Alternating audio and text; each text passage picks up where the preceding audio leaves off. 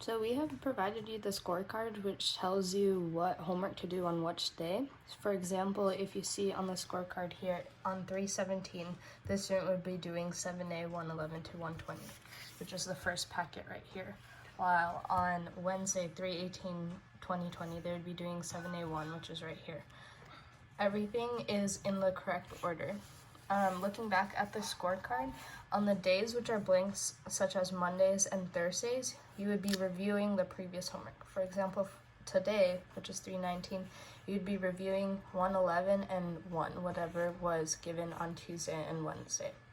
When it comes to scoring, you want to look at what words your student had any difficulty with. Looking at the scoring up top here, where it says student repeats, where it says consistently, where the student has some difficulties with some words, frequently where the student has more difficulty with the words, and sometimes when the student has a lot of difficulty in repeating the words.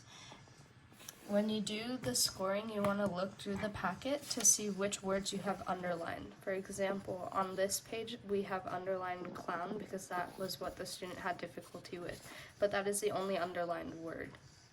And therefore, you would just be circling 1 up top here. Going through the packet, if there's no underlined words, then you would just give the student 100% for that page. When it comes to scoring at the top, you would do a triangle, and in the triangle you want to write the time difference. For this student, they took 12 minutes for the whole packet, so you would be writing 12. And then you want to look through the packet to see what you've circled. If the student has no difficulty repeating any of the words, then you would just give them a 0.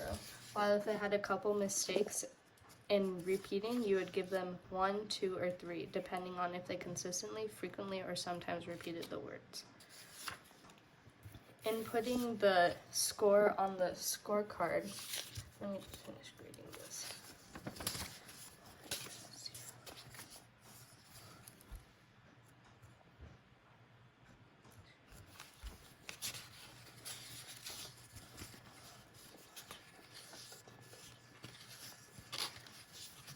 So after each 5 pages, you want to do a slash.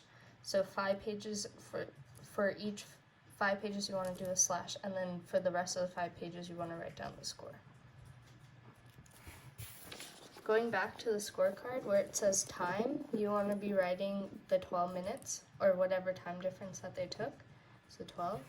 And then you want to be writing this score up top here in the correct lane. So 0, 1, 0, 1, 0, 0, 1, 0, 0, 1.